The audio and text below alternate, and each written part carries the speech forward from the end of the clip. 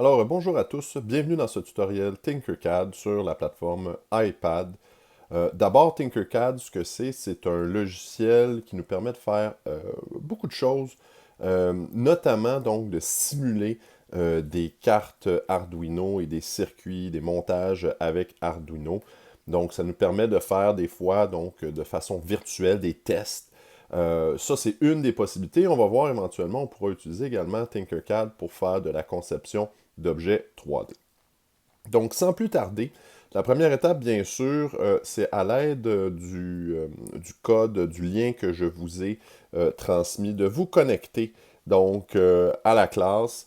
Donc, vous devriez, avec le lien qui a été partagé avec vous, donc arriver à cette page sur le web.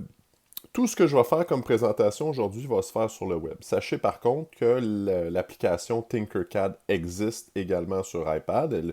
Elle existe sur toutes les plateformes, PC, bref.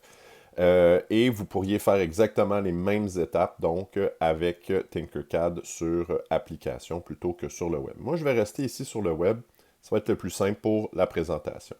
Donc, à l'aide du lien partagé, vous devriez voir, là, comme je vois ici en ce moment, Initiation à la technologie 2023-2024, et vous voulez vous connecter absolument avec le bouton vert, utiliser mon pseudo. Pas les autres options, adresse email, nom d'utilisateur, tout ça, on n'en veut pas. Donc, c'est votre pseudo. Pourquoi? Ben moi, ça va me permettre de vous voir. Donc, lorsque vous allez travailler, je vais avoir accès à vos documents, je vais avoir accès à vos travaux, de sorte que je pourrai valider au fur et à mesure ce que vous faites. Donc, lorsqu'on clique sur « Utiliser mon pseudo », je vous ai transmis votre pseudo qui correspond à la première partie de votre adresse courriel au collège. Donc, tout simplement, là, entrez celle-ci. Moi, j'ai créé, dans le fond, le pseudo d'un élève test. Évidemment, n'utilisez pas ce pseudo-là, utilisez le vôtre, sinon je ne pourrais pas voir le travail que vous avez fait. Et donc, il y a toujours 4 lettres suivies de 7 chiffres. Donc, moi, je vais l'indiquer ici, là. Le mien que j'ai fait, c'est TESE 1, 2, 3, 4, 5, 6, 7. Le vôtre sera différent. Assurez-vous de mettre votre propre pseudo. Et voilà, on devrait donc maintenant entrer dans le logiciel. Une des premières choses, pour savoir si vous êtes bel et bien entré, vous devriez voir apparaître à gauche, là, sous l'espèce de bulle avec le petit bonhomme, votre prénom et votre nom. Donc, moi, pour l'instant, je m'appelle Élève Test. Et donc, dans votre cas, si vous avez indiqué votre bon nom et prénom, ben, votre bon pseudo, ça devrait fonctionner et vous devriez avoir votre nom apparaître. Donc, vous voyez qu'on a plusieurs options ici. On a la possibilité de créer des conceptions 3D, j'en parlais tantôt, des circuits, des code blocks. Ben nous, c'est vraiment les circuits qui vont nous intéresser. Donc, par défaut, vous n'avez pas rien ici. Euh, il y a des circuits déjà faits qui vous sont proposés, mais nous, on va tout simplement en créer un nouveau de toute pièce. Donc, on va aller ici créer une première conception de circuit. Et ça va nous amener à proprement parler dans le logiciel de simulation. Donc, dans ce logiciel, on peut fermer la petite composante ici. Voyez qu'on a un espace donc, de travail qui est le grand espace gris qui est ici. On a des composantes d'un autre côté ici. Bref, il y a beaucoup de choses qui se passent simultanément. Peut-être la première chose que vous voudrez faire, c'est de sauvegarder votre projet sous un nom. La sauvegarde se fait automatiquement, mais vous voulez associer donc à votre projet un nom précis. Si vous regardez en haut à gauche, là où c'est indiqué en ce moment spectaculaire Cup Helsing, vous aurez tous un nom différent. C'est des noms par défaut qui servent à identifier vos projets. Donc, vous voulez certainement, en cliquant dessus, tout simplement l'effacer et lui donner donc un nom générique là, qui va vous servir à savoir là, ce que vous avez fait. Donc, on va appeler ça pour nous circuit DEL. Circuit DEL. Voilà. Donc là, c'est beaucoup mieux, beaucoup plus facile à comprendre que ce qu'on avait précédemment. Ensuite, on veut donc créer, comme si on était en classe avec les trousses Arduino, on veut créer donc un circuit à l'aide de différentes composantes Et vous voyez là, donc, à droite complètement, vous avez plein de composantes qu'on pourrait utiliser dans notre circuit Arduino. Nous, honnêtement, on va se limiter là, à celles qui nous sont déjà proposées. Il y en a tout un paquet, là, si jamais vous voulez aller fouiller là-dedans. Vraiment, vous avez vraiment plein de possibilités. On va commencer, bien sûr, par un breadboard. Donc, j'ai cliqué sur le breadboard, il est apparu, et je peux tout simplement le déplacer. Bon, tout dépendamment de la vitesse de votre iPad, ça se peut des fois que ça prenne un peu de temps, que ça soit un peu plus vite, un peu moins vite. Donc, soyez patient. Généralement, ça fonctionne bien, mais il ne faut pas non plus brusquer les choses, là, sans quoi vous allez avoir peut-être des fois des éléments qui apparaîtront pas. Donc, évidemment, on va ajouter à ça un Arduino qui devrait apparaître. Vous voyez, il est comme apparu ici complètement à droite. Je vais le recentrer ici. Évidemment, si j'utilise la technique des deux doigts, je peux grossir et donc rapetisser l'image, faire un zoom en bon français. Donc, je vais ajouter à ça une DEL qui devrait apparaître. Elle est peut-être apparue. Ah, voilà. Là, voici la DEL. Donc, des fois, cliquez sur la composante et ensuite cliquez sur... vous pouvez cliquer sur... à quelque part dans le vide et la DEL va apparaître. On va laisser la DL de couleur rouge. Je vais aller la placer sur ma petite plaquette sur mon breadboard. Et pour ça, je vais lui faire une rotation. Vous voyez que dans la barre complètement en haut, il y a un triangle avec une flèche en rond. Donc si j'appuie là-dessus, ma DL devrait se tourner de sorte que là, je vais la placer un peu comme ça ici. Et je vais venir la placer sur mon breadboard. Là, je ne vois pas tout à fait ce que je fais. Je vais venir grossir un peu l'image. Et je vais venir la placer de sorte que, tiens, elle est donc connectée dans une des lignes. Là, moi, c'est la ligne 20 en ce moment. Voilà. Ce que je peux faire, c'est que je peux connecter l'autre broche, l'autre pin, comme on dirait, de ma DEL à l'autre côté de ma plaquette. Et pour ça, je vais créer un fil. Pour créer un fil, c'est simple. Il faut juste toucher l'écran et aller relier les composantes. Donc, si je m'en vais ici sur sur l'espèce de ligne là, sur ma plaquette, je vais aller connecter en glissant mon doigt jusqu'à la DEL. Et vous voyez, je peux même choisir la couleur du fil en question. Tiens, moi, je vais mettre noir ici. Voilà. Donc, mon fil est noir. Je vais rapetisser un peu l'image. Voilà. Comme ça ici. Super. Je vais revenir ici. Je vais maintenant connecter ma carte Arduino à la DEL. Et contrairement aux premiers exemples qu'on a fait ensemble, où on avait utilisé là, le courant de 5 volts, je vais utiliser ici une des entrées, donc sur le Arduino. Je vais utiliser l'entrée numéro 2. Donc, je vais m'assurer d'aller relier l'entrée numéro 2 à la ligne 20 avec un fil, comme ça ici. Je vais mettre ce fil-là de couleur rouge. Est-ce que ça a une importance? Pas vraiment, mais c'est simplement pour identifier que, dans le fond, ça s'en va jusqu'à ma DEL qui, elle aussi, est rouge. Si j'avais, par exemple, plusieurs DEL avec des couleurs différentes, ce serait bien d'identifier nos fils avec des couleurs différentes pour qu'on puisse se retrouver. Ça peut devenir rapidement le bordel sinon. À la suite de la DEL, on en avait parlé dans les premiers cours, évidemment, ça nous prend une résistance. Donc, je vais aller ajouter une résistance qui relie la ligne, donc 20 de la DEL là, vers le haut de la plaque, à la ligne négative, là, qui va être notre ground, ici, là, notre mise à terre. Donc, je vais venir placer ça ici. C'est pas toujours évident à bien voir, mais vous le placez approximativement. Après ça, tout simplement, vous zoomez et vous allez voir, là, dans le fond, que vous pouvez replacer plus précisément. Oh, voyez, là, j'ai un fil qui est apparu parce que... Voilà, je vais juste essayer de le faire fermer ici. Attendez, je vais peser. Voilà. On peut peser sur la flèche vers l'arrière pour éviter là, que le fil apparaisse. Donc, je vais cliquer sur ma résistance. Je vais venir la placer dans 20. Je pense que c'est bien. Voilà, comme ça. On peut choisir la valeur de la résistance. Donc, pour une DEL rouge, ça nous prend une résistance là, supérieure à 150 ohms.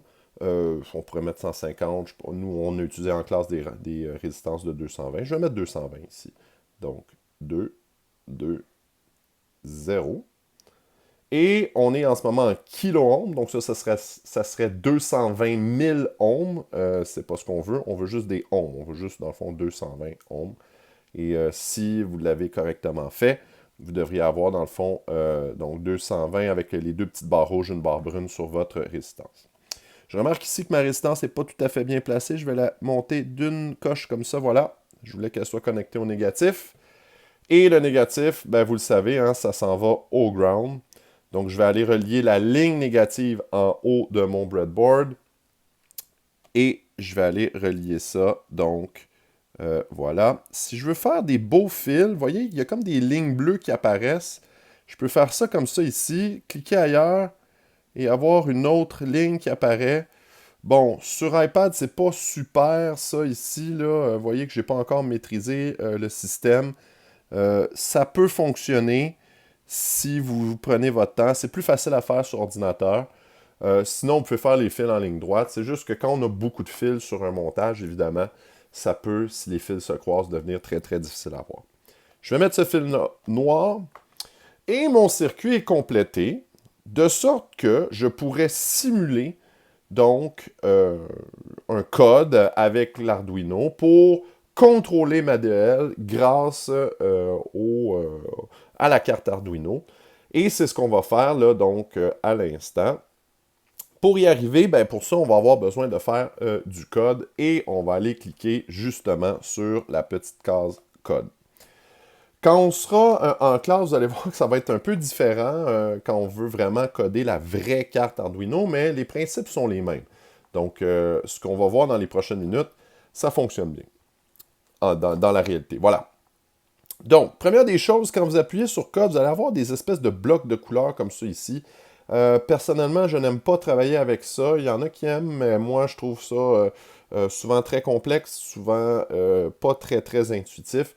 Donc, on va aller tout simplement dans la section texte ici pour faire le code en texte. Si on change de bloc à texte, ils vont nous dire ben, tout va être effacé, c'est pas grave, on va recommencer à neuf. Donc, on va faire continuer tout simplement.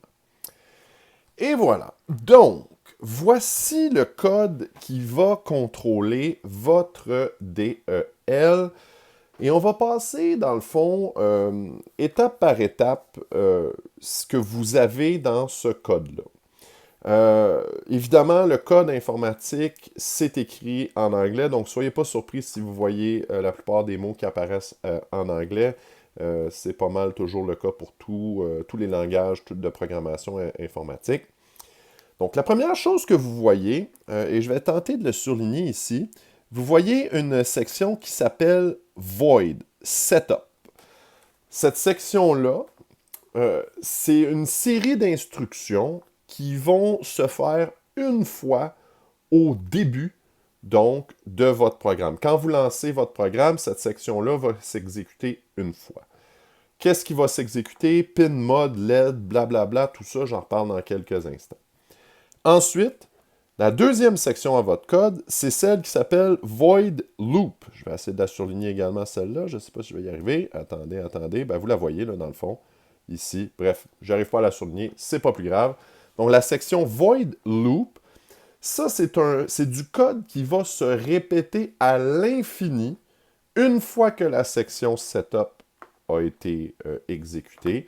Ce code va s'exécuter à l'infini jusqu'à temps qu'on débranche la carte, tout simplement. Vous remarquez que chaque section est délimitée par des accolades. Accolades qui ouvrent, accolades qui ferment. Donc ça définit toutes les instructions, soit de la section Setup ou soit de la section Loop. Donc, qu'est-ce qu'on va faire avec tout ça? Eh bien, c'est parti. On va vraiment y aller étape par étape et essayer de décortiquer le code qui est là et de le faire fonctionner pour que ça marche avec notre circuit. On va commencer par la première section, qui est la section, donc, Setup. Vous voyez déjà une indication ici qui nous dit, donc, pin mode, et là, il y a un drôle de texte ici, LED built-in, virgule, output. Qu'est-ce que ça veut dire, tout ça? Donc, dans la première section, il faut dire à Arduino qu'on a branché une DEL, parce que sinon, Arduino ne comprendra pas, donc, une DEL. Et ce qu'on fera éventuellement en classe, je vous montrerai qu'est-ce qui arrive si on oublie de mettre cette ligne de code-là. On oublie de dire à Arduino qu'on a branché une DEL. Vous allez voir que le comportement de votre circuit ne sera pas du tout intéressant. Donc, PinMode, dans la parenthèse, ou là où c'est marqué LED built-in, on va enlever tout ça ici et on va remplacer tout simplement par le numéro de la borne où on a branché notre DEL. Je vous rappelle que notre DEL est branché dans la borne 2. Donc, on va indiquer tout simplement 2. Et virgule output, on le laisse pareil. Ce que ça veut dire, c'est que la borne numéro 2, c'est une sortie, on va envoyer du courant vers cette sortie-là. Autrement dit, on va alimenter notre DEL grâce à cette commande-là. Il existe aussi la fonction PinMode Input. Donc ça, ce serait quand on veut recevoir de l'information sur une borne. Exemple, si je branchais un bouton sur la borne 2, j'aurais écrit PinMode 2, input. Comme ça, moi, je veux lire si mon bouton est appuyé ou non. Mais là, ici, vu qu'on veut envoyer un signal vers la DEL, on écrit simplement output. Super! Donc, c'est tout ce que l'on a besoin d'écrire ici, donc, dans la section donc, Setup. Vous remarquerez certainement que toutes les instructions qu'on écrit dans la section Setup ou dans la section Loop se terminent toujours avec un point-virgule. Et on doit systématiquement avoir un point-virgule. Je vous dis, ça va arriver régulièrement. Vous allez écrire du code, vous allez oublier votre point-virgule, et je vous montrerai tantôt ce qui va se produire lorsqu'on oublie ça. Allons voir maintenant dans la section Loop. On a là 4 instructions qu'on va essayer de décortiquer ensemble.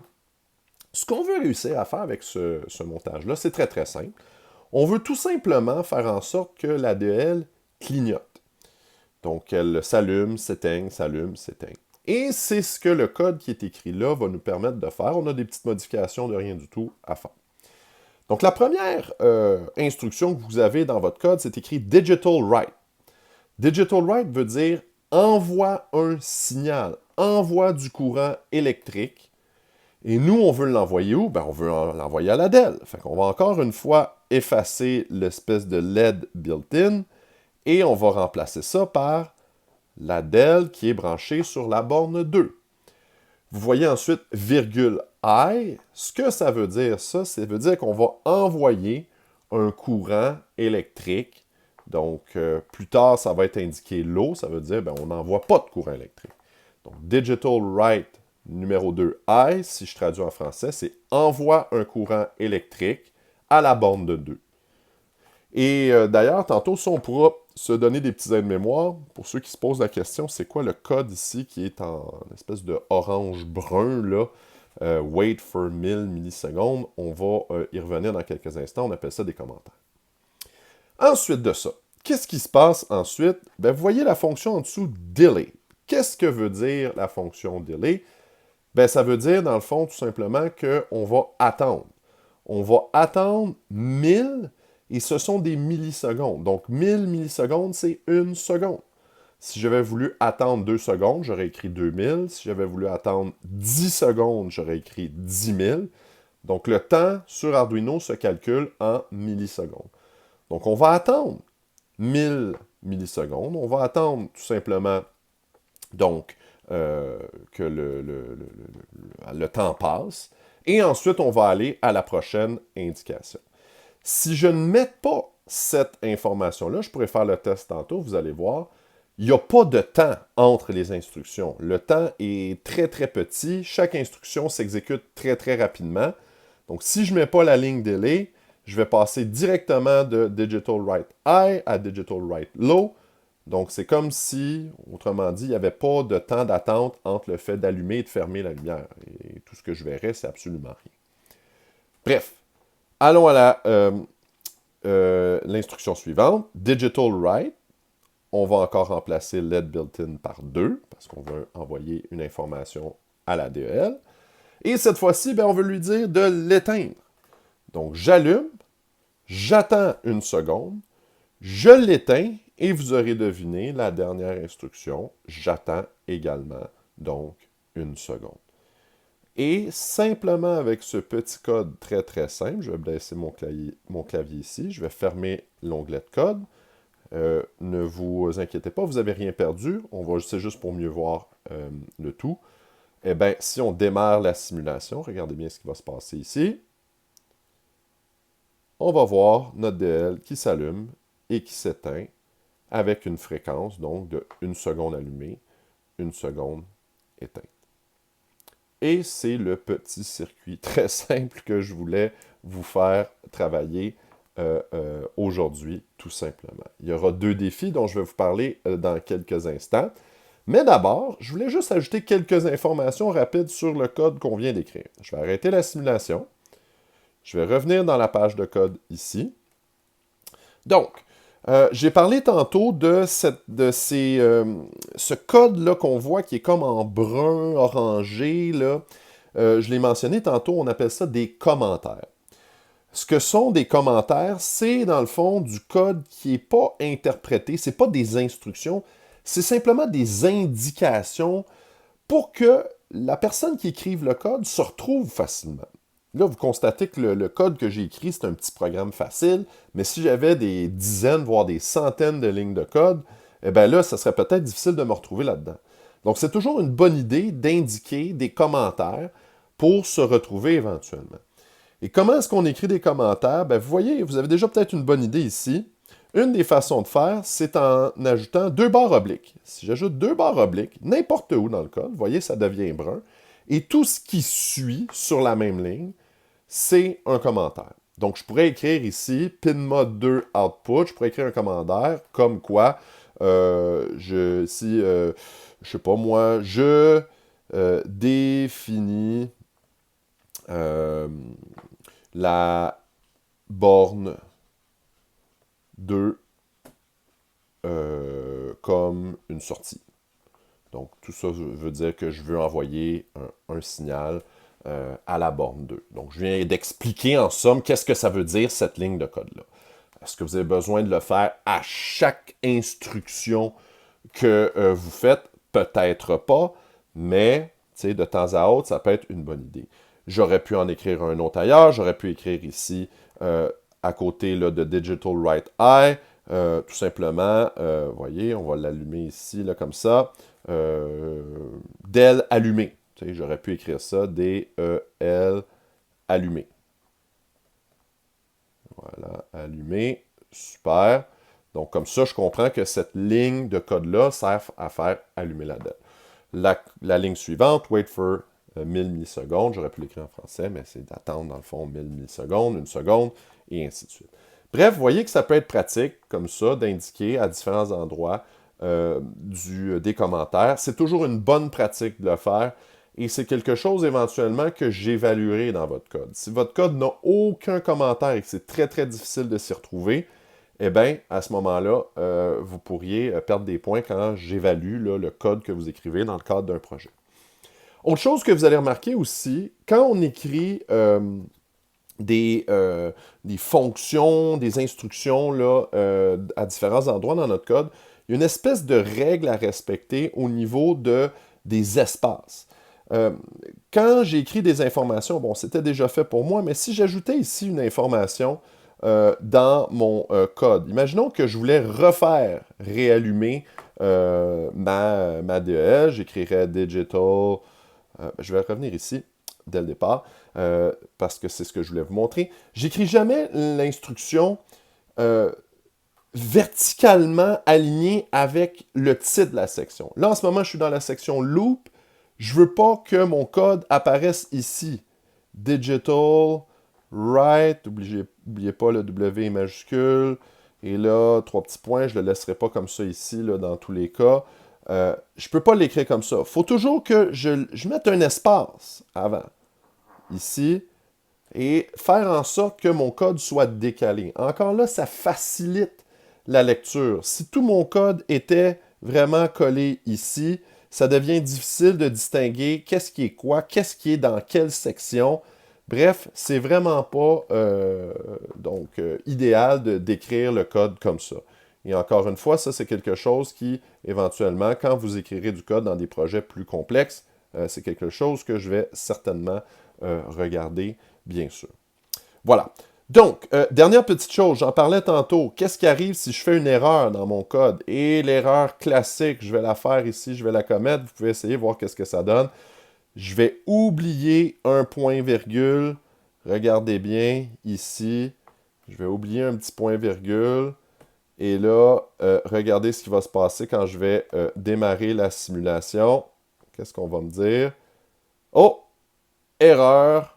Donc, j'ai pas de fonction qui fonctionne dans mon système. Mon code ne fonctionne pas. Donc, là, on va me dire, ben, des fois, il y a de l'information là, tout en bas pour m'indiquer où est l'erreur.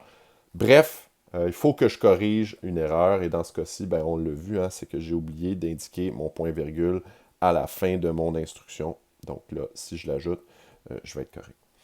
Un dernier mot également sur les commentaires. J'en ai pas parlé tantôt.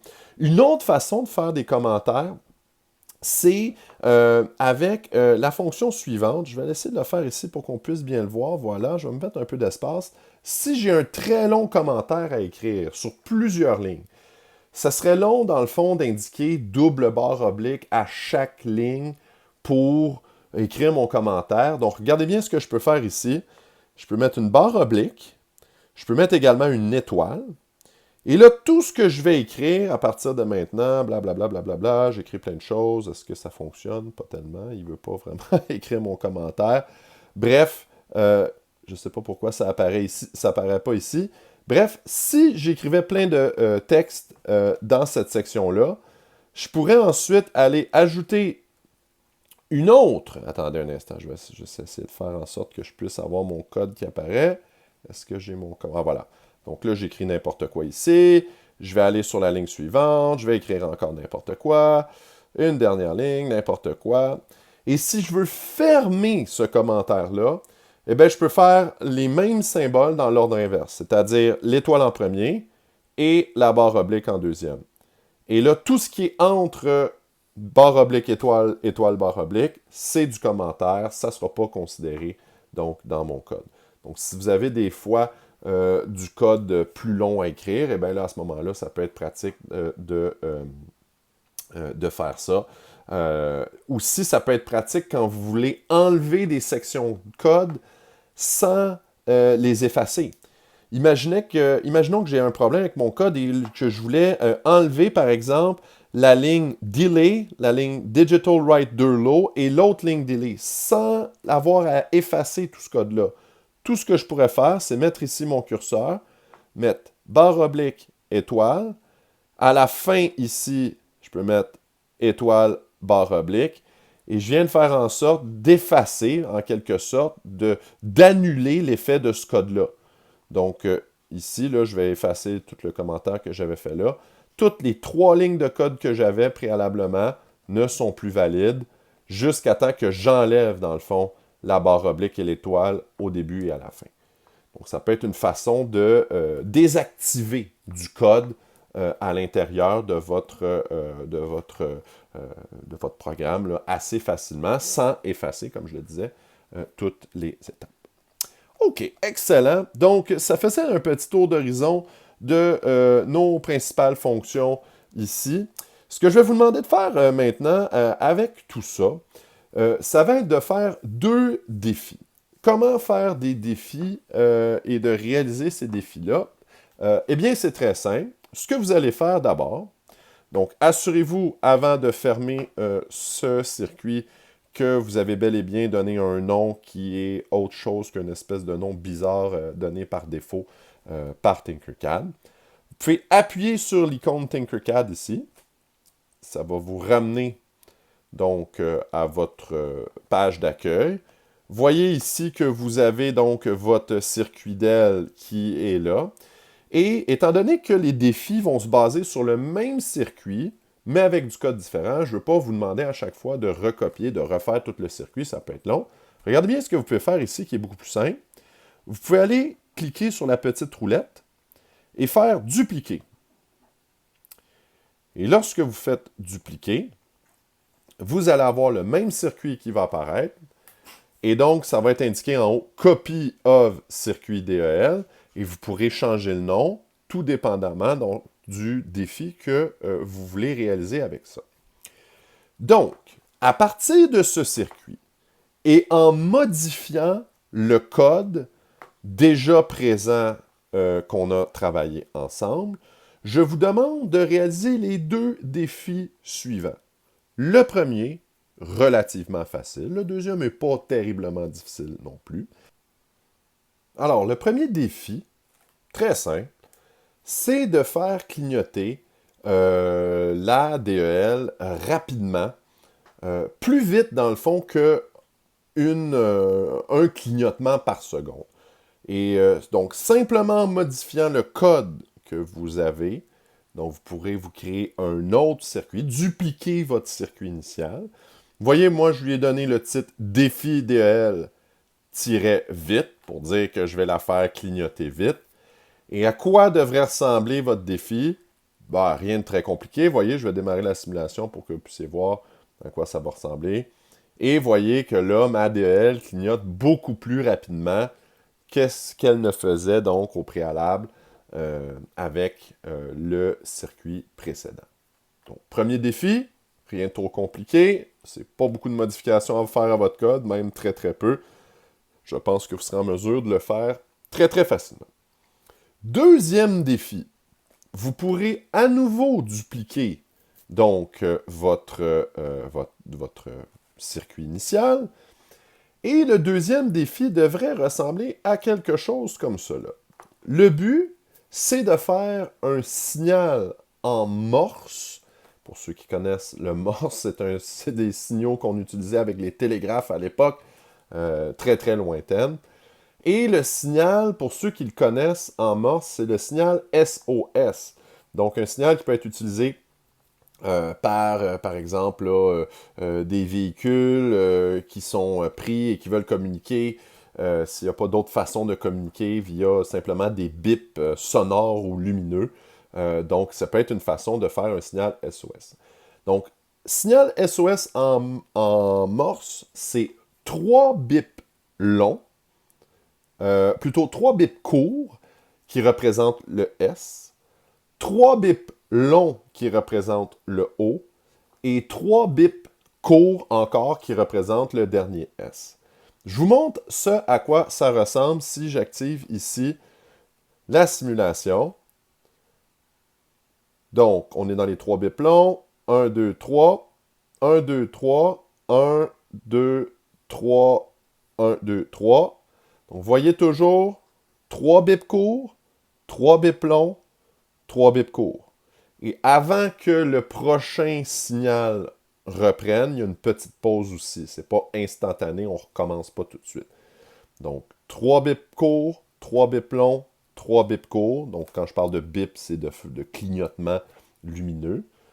Celui-là est un petit peu plus ardu, un petit peu plus de défi, donc, là-dedans, au niveau du code. Bref, donc je répète, l'idée c'est de dupliquer votre circuit initial une première fois pour faire le défi où ça clignote plus vite, et on duplique le circuit initial une deuxième fois pour cette fois-ci réaliser le défi donc du code Morse, du code SOS. Vous voyez que moi j'ai nommé ce défi DEL Morse, vous pourriez appeler ça défi DEL SOS. Et à la fin donc de l'exercice, vous devriez avoir là, dans votre interface Tinkercad 3 circuits. Le circuit de base, le circuit où ça clignote plus vite et le circuit qui fait donc le signal SOS. Donc voilà, terminé pour ce premier tutoriel d'introduction à Tinkercad. J'espère que tout cela vous a été fort utile et je vous souhaite bonne chance dans vos différents défis.